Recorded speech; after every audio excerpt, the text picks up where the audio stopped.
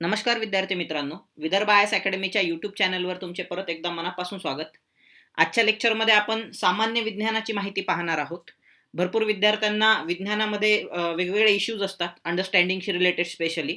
परंतु कोणत्याही परीक्षेची म्हणजे MPSC द्वारे कंडक्ट करण्यात येणाऱ्या जर तुम्हाला प्रिलिम्स क्रॅक करायची असेल, तर सामान्य विज्ञानाला अतिशय जास्त महत्त्व आहे. एकदा तर राज्यसेवेमध्ये जवळपास 25 क्वेश्चन सामान्य विज्ञानावर विचारले होते. नॉर्मल फ्रिक्वेन्सी ही जवळपास 20 ते 22 क्वेश्चनची असते. एकदा 25 क्वेश्चन म्हणजे 50 मार्क 200 पैकी हे फक्त सामान्य विज्ञानाला होते.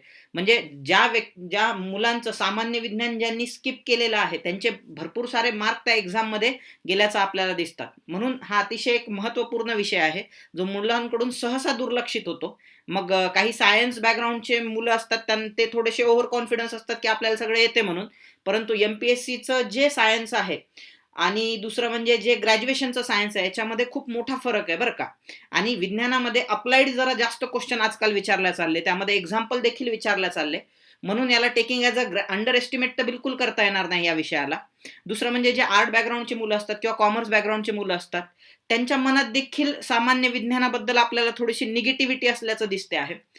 त्याच्या मागं कारण म्हणजे त्यामागं दोष देता येत नाही. माझा एक मित्र मला त्या दिवशी सामान्य विज्ञानाबद्दल बोलताना बोलला, की बघ म्हणे, असं असते की सामान्य विज्ञान हा विषय जर एखाद्या व्यक्तीला आवडत नसेल, तर तो त्याचा दोष नाही म्हणे, त्याच्या शाळेतल्या शिक्षकांचा किंवा कॉलेजमधल्या प्राध्यापक लोकांचा तो दोष आहे. कारण एवढा सुंदर विषय आहे, ज्यावर पूर्ण जग चालतंय किंवा आता जे जग त्रस्तय, त्या सगळ्या गोष्टींचे कारणं आपल्याला किंवा रिझन्स आपल्याला ह्या विज्ञानामध्ये सापडतात.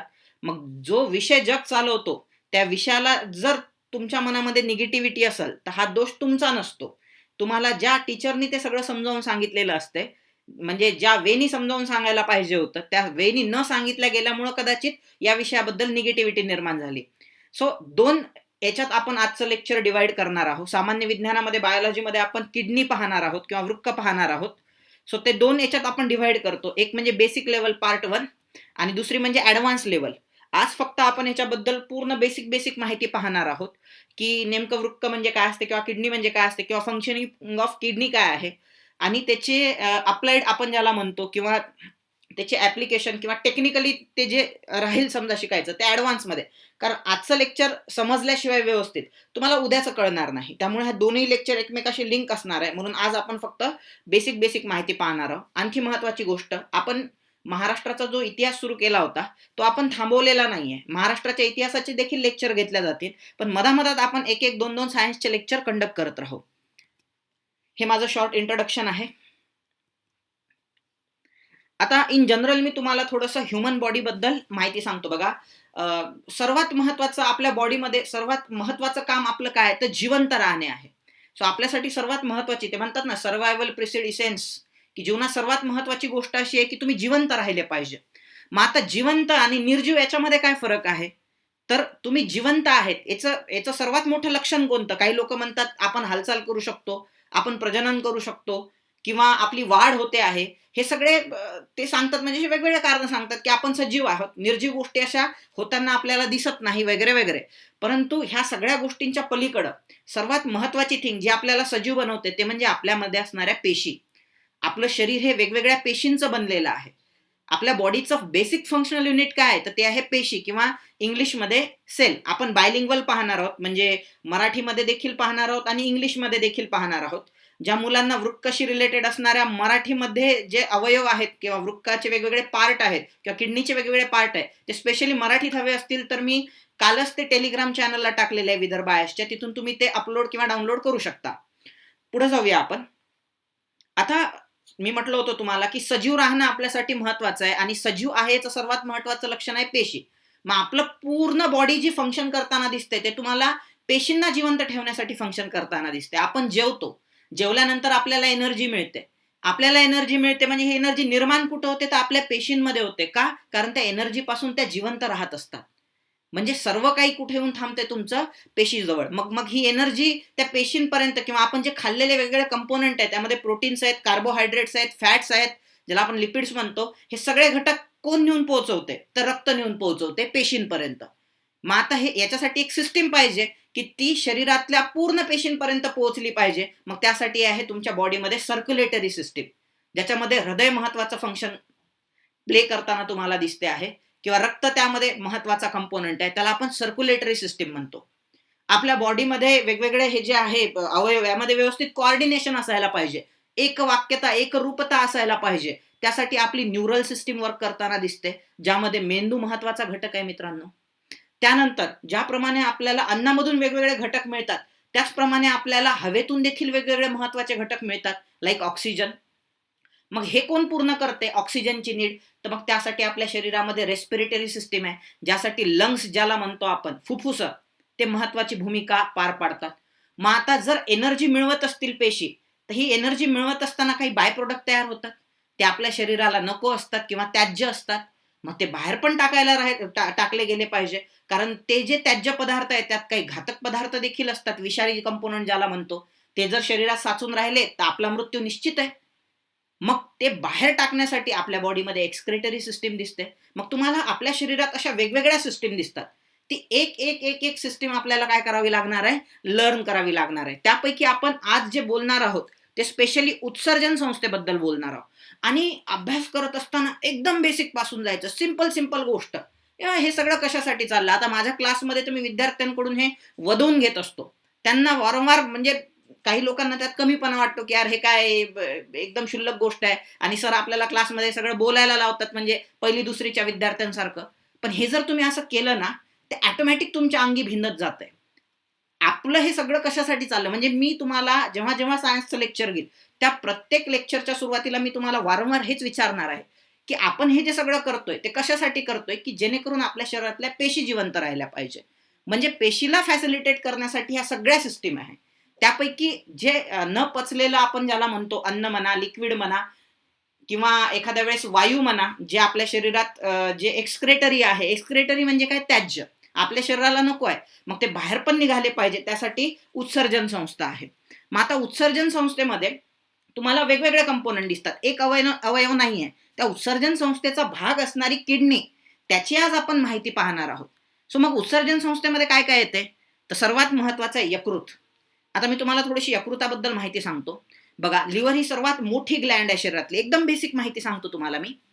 जेवढे काही, म्हणजे यकृत जर तुमच्या उद्या डोळ्यासमोर आलं, लिव्हर जर तुमच्या डोळ्यासमोर आलं, तर तुम्हाला डोळ्यासमोर काय दिसल्या पाहिजे गोष्टी? तर लक्षात ठेवा, हा शरीराचा फिल्टर आहे, फिल्टर.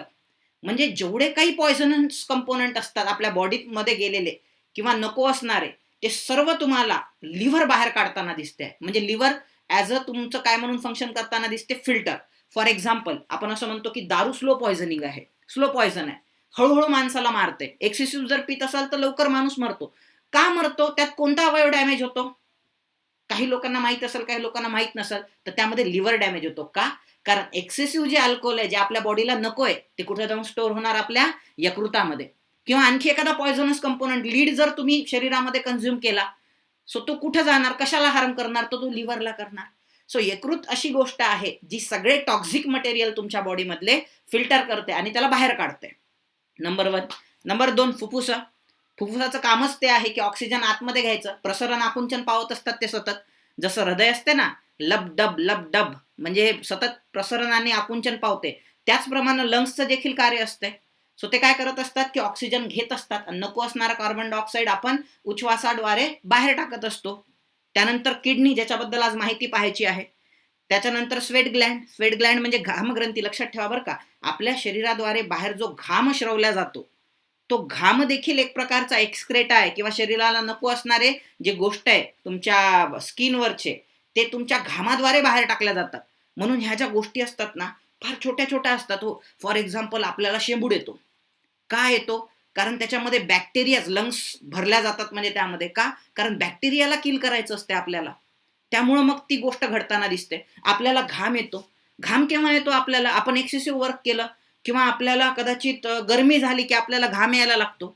घामाचे म्हणजे हे 2 फंक्शन आहे. एक तर म्हणजे नको असणारे घाण जे पदार्थ आहेत ते बाहेर फेकले जातात.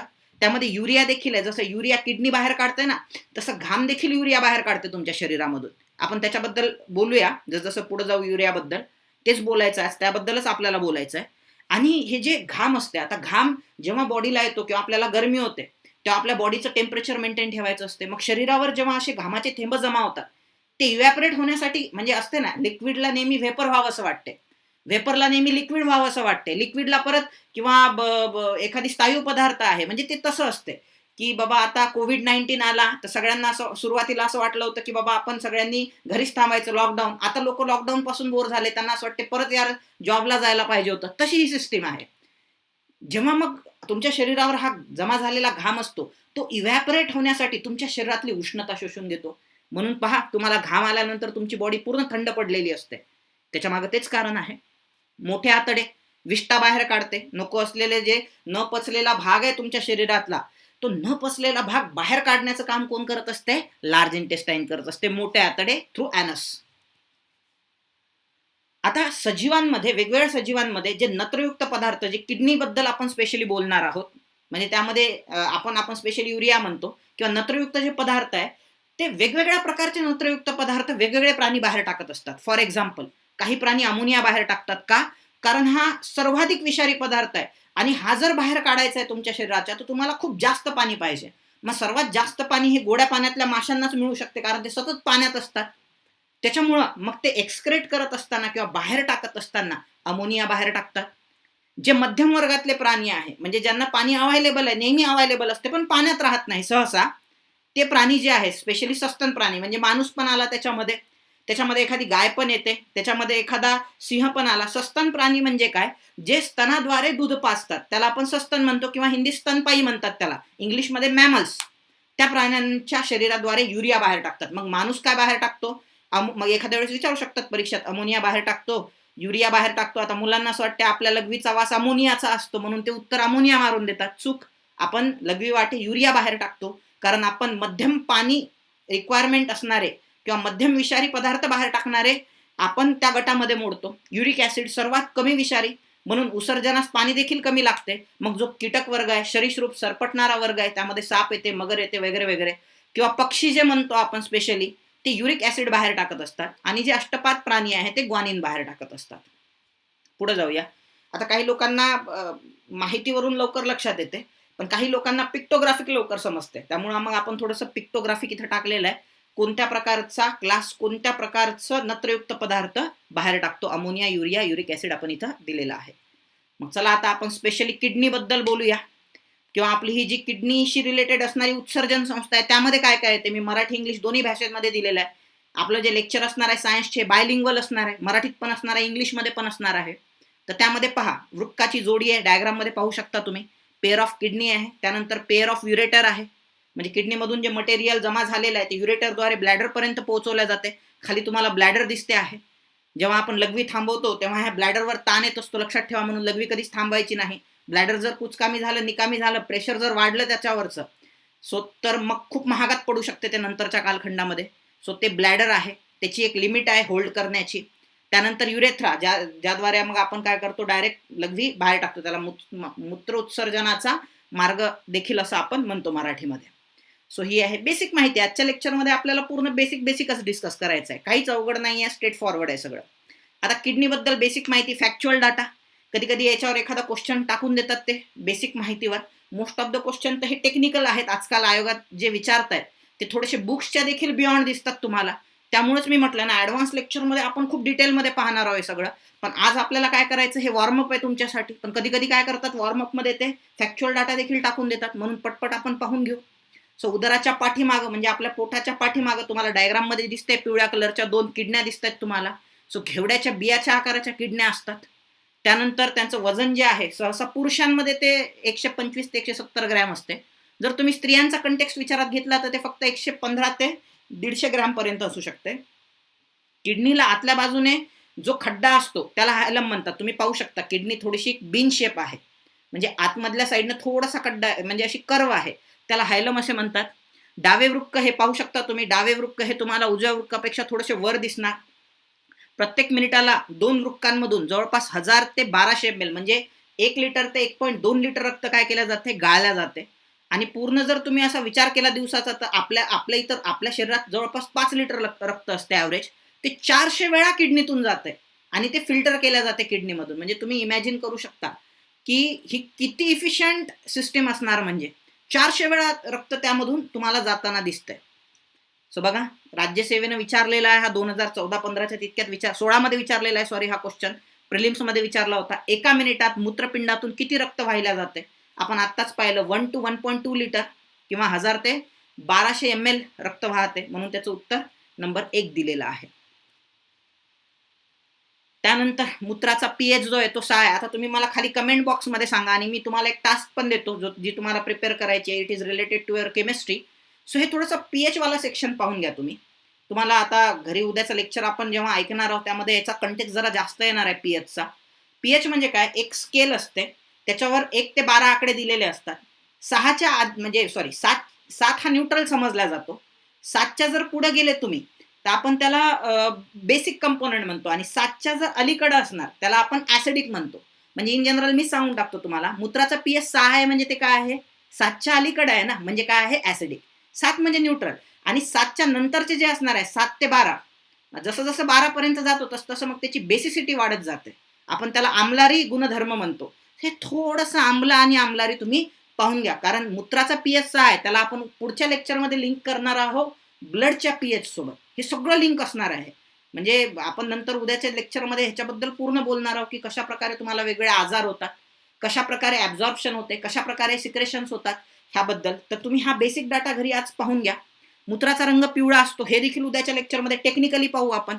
त्यामध्ये बिलीरुबिन काय असते, बिलीवर्डिन काय असते, युरोक्रोम काय असते. आज फक्त तुम्ही ह्याला रट्टा मारून घ्या. 95% पाणी आहे, 2.5% युरिया, 2.5% इतर पदार्थ मूत्रामध्ये. आपण रोज 25 ते 30 ग्राम युरिया बाहेर टाकत असतो, ज्यासाठी ते 95% आपल्याला पाणी लागत असते, म्हणजे ते याच्यासाठीच लागते. त्यानंतर किडनीचं जे आता सर्वात महत्वाचं, आता आपण आणखी किडनीच्या आतमध्ये जाण्याचा प्रयत्न करू. जसं तुमच्या बॉडीचं बेसिक फंक्शनल युनिट काय आहे मित्रांनो? पेशी आहे, पेशी.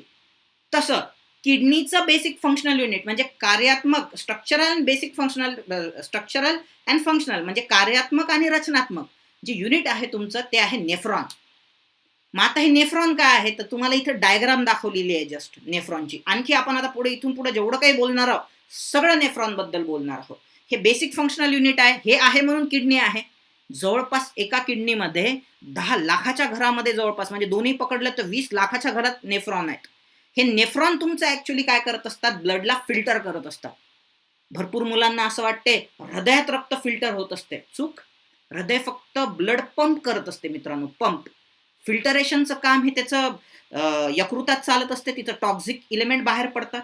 त्यानंतर फुफ्फुसात चालत असते, जिथं तुमचे टॉक्झिक गॅसेस बाहेर टाकल्या जातात, कार्बन डायऑक्साईड सारखे. आणि आज आपण किडनीबद्दल बोलणार आहोत. किडनीमध्ये देखील ब्लड काय केलं जाते मित्रांनो? प्युरिफाय. मग आता हे किडनीमध्ये प्युरिफाय कोण करते ऍक्च्युली? तर नेफ्रॉन करते. त्यामुळं तुमचा नेफ्रॉन हा शब्द छोट्या मेंदूमध्येच बसला पाहिजे. आता त्याच्यामध्ये काय काय असते ते बारकाईनं पाहू आपण. सर्वात महत्वाचा पहिला कंपोनंट असतो, तुमच्या डायग्राम मध्ये देखील दिसतो, तो म्हणजे ग्लोमेरुलस. इन शॉर्ट तुम्हाला सांगण्याचा प्रयत्न करतो. पहा, हृदयाकडून तुमची जी येणारी आर्टिलरी आहे ती डायरेक्ट एंट्री मारते तुमच्या नेफ्रॉनमध्ये. पहिल्यांदा धमनी आणि धमनीच्या बारीक बारीक धमनिका, कारण हे 10 लाख अमाऊंटमध्ये छोटे छोटे असतात नेफ्रॉन. याची साईज अतिशय लहान असते नेफ्रॉन्सची. मग त्या नेफ्रॉन्सपर्यंत जर धमनीला पोहोचायचं असेल तर तिचं रूपांतर हे तुमचं पहिले महाधमनी असते, महाधमनीचं रूपांतर धमनी आणखी छोटी, आणि धमनीचं रूपांतर धमनिका आणखी छोट्या छोट्या. सो त्या छोट्या छोट्या धमनिका ह्या डायरेक्ट एंट्री मारताना दिसतात तुमच्या कशामध्ये? ग्लोमेरुलसमध्ये. ह्या ग्लोमेरुलसला जे एन्व्हलप दिसते तुम्हाला त्याला कॅप्सूल. कॅप्सूल म्हणजे काय? वेस्टर्न. तुम्ही कॅप्सूल पाहिलं असेल, लहानपणी खाल्लं पण असेल. ते एक वेस्टर्न असते, म्हणजे ते एक गोळीच्या बाहेरचं वेस्टर्न, त्याला शब्द दिलेला आहे कॅप्सूल. ऍक्च्युअल मटेरियल त्या गोळीच्या आत असते. तसं हे जे तुम्हाला ग्लोमेरुलस दिसते आहे, हे ग्लोमेरुलसला जे बाहेरून वेस्टर्न आहे त्याला बोमेन्स कॅप्सूल म्हणतात, कारण त्या माणसानं शोध लावलेला आहे त्याचा, म्हणून त्याला बोमेन्स कॅप्सूल म्हणायचं. त्यानंतर जेव्हा आपण पुढे जातो तेव्हा सुरुवातीला पीसीटी येते. पीसीटी म्हणजे काय? प्रॉक्झिमल कन्व्हर्लेटेड ट्यूब. आता ते पाठच करून टाका. मराठीत देखील त्याला त्यांनी हेच नावं दिलेले आहे, ग्लोमेरुलस, बोमॅनचे कॅप्सूल किंवा पीसीटी म्हणजे प्रायमरी तुमचा प्रायमरी कन्व्हर्लेटेड ट्यूब. आणि दुसरा जो आहे तुमचा, म्हणजे या साईडला तिथं डायग्राम मध्ये तुम्हाला बाण दाखवून दिलेला आहे, आणि त्याच्या साईडला जे दिलेलं आहे ते आहे डिस्टिलेटेड कन्व्हर्लेटेड ट्यूब. आणि त्याच्या दरम्यानचं जे लूप दिलेलं आहे, लूप म्हणजे असा कर्वेचर दिलेला आहे, पहा थोडंसं. सो हे जे कर्वेचर आहे त्याला हेनलेज लूप असं म्हणतात. म्हणजे याचा क्रम कसा राहील? पहिल्यांदा ग्लोमेरुलस, नंतर बोमॅन कॅप्सूल राहील, त्यानंतर पीसीटी प्रायमरी कन्व्हर्लेटेड ट्यूब किंवा प्रॉक्झिमल कन्व्हर्लेटेड ट्यूब, त्यानंतर हेनलेज लूप राहील, आणि त्यानंतर डीसीटी राहील. डीसीटी म्हणजे डिस्टिलेटेड कन्व्हर्लेटेड ट्यूब, आणि त्यानंतर हे जे आहे DCT ते कलेक्टिंग डक्ट, म्हणजे इथं तुमचं सगळं मूत्र जमा होणार आहे कलेक्टिंग डक्ट, आणि ते कशाला किडनीला प्रोव्हाइड होणार आहे, आणि किडनी नंतर त्याला युरेटरद्वारे मग ते बाहेर टाकणार आहे. त्यासाठी साईडला, म्हणजे इथं मेन्शन केलेलं नाही 5वा पॉईंट, पण साईडला तुम्हाला डायग्राममध्ये दिलेल्या राईट हँड साईडला कलेक्टिंग डक्ट, ह्या डक्टमध्ये सगळं मूत्र आपलं कलेक्ट होणार किंवा वेस्ट मटेरियल ते कलेक्ट होणार. आणखी डिटेलमध्ये जाऊ. नेफ्रॉन जी आहे ती ॲक्च्युली पूर्णपणे तिला असं गुंडाळलेलं असते. तिथं मागच्या डायग्राममध्ये तुम्हाला हे दाखवलं नाही मी, पण आता त्याची आणखी एक ब्रॉड व्ह्यू घेण्याचा प्रयत्न करू आपण.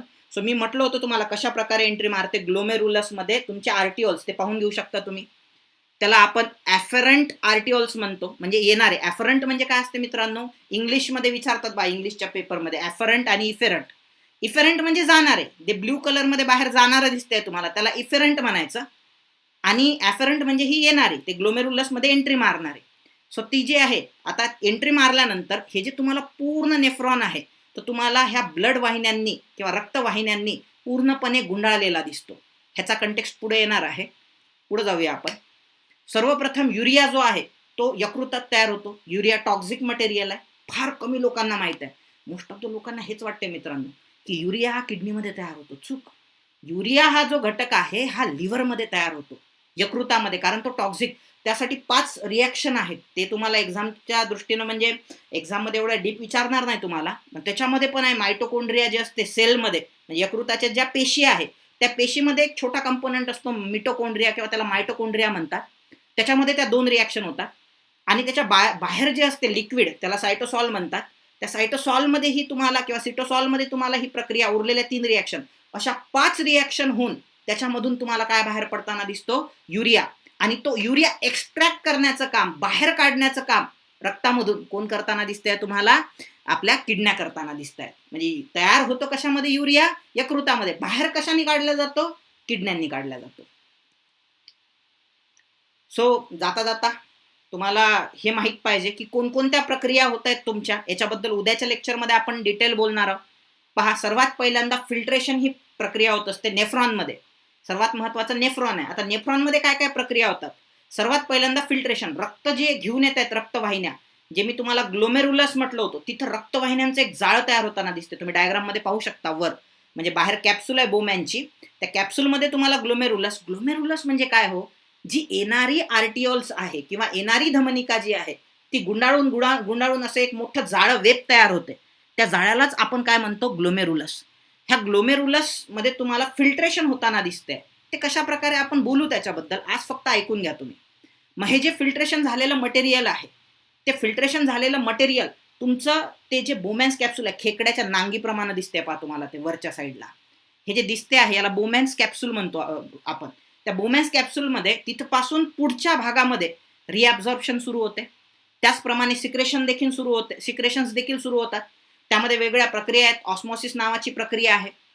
त्याच्यानंतर आणखी त्याच्यामध्ये जे बारीक बारीक प्रक्रिया आहे त्याच्याबद्दल आपण बोलणार आहोत. म्हणजे सिक्रेशन्स असू द्या किंवा रिॲब्झॉर्प्शन असू द्या, आवश्यक असणारे घटक हे पुनःशोषण केले जातात रक्तामध्ये. फॉर एक्झाम्पल ग्लुकोज आवश्यक आहे. रक्ताला, म्हणजे शरीराला, पेशीला काय पाहिजे असतं जगण्यासाठी, ग्लुकोजच पाहिजे असते ना. मग ते रक्त घेऊन घेते. नको असणारे पदार्थ कोणत्या, रक्ताला युरिया, मग ते सिक्रेट करून टाकायचे कशामध्ये, परत आपल्या त्या किडनीचा जो हा पोर्शन आहे किंवा नेफ्रॉन आहे त्यामध्ये परत काय करून टाकायचे, ते सिक्रेट करून टाकायचे. फायनली एक्सक्रेशन, म्हणजे त्याचं उत्सर्जन करायचं. सो अशा प्रकारच्या ह्या प्रक्रिया आहे इन सिम्पल वेनी जर बोलायचं झालं तर. आता याच्यामध्ये डिटेल जर बोलायचं झालं, म्हणजे ह्याच्यामध्येच आपण उद्या काय करणार आहोत, थोडंसं त्याच्यामध्ये डिटेल जाऊन बोलणार आहोत. म्हणजे त्यामध्ये रोग तुम्हाला कोणकोणते होऊ शकतात. त्यानंतर माझ्या एका मित्राला किडनीचा प्रॉब्लेम झाला होता, तर डॉक्टरनी त्याचे ब्लड सॅम्पल घेतले होते. मग आता त्यानं डॉक्टरला प्रश्न विचारला की माझी किडनी खराब झाली तर तुम्ही लघवीचे सॅम्पल का घेत नाही, माझ्या किडनी खराब झाल्यानंतर तुम्ही ब्लडचे सॅम्पल का घेता. मग हे असं का होते बाबा. किंवा एखाद्या वेळेस एखाद्या माणसाच्या लघवीमधून मोठ्या प्रमाणात ग्लुकोज बाहेर पडायला लागतो, तो फिल्टर होत नाही. त्याच्यावर आयोगाने क्वेश्चन पण विचारलेले आहेत. हिमेच्युरिया म्हणजे कोणता आजार होतो, जो मला 10वीत झाला होता. सो लघवी वाटे मोठ्या प्रमाणात रक्त बाहेर पडायला लागलं होतं. मग हे जे असे छोटे छोटे आजार जडतात आपल्याला, किंवा हे जे ॲडव्हान्स ज्याला म्हणतो आपण माहिती, ते आपण पुढच्या लेक्चरमध्ये डिस्कस करू. फायनली, धन्यवाद.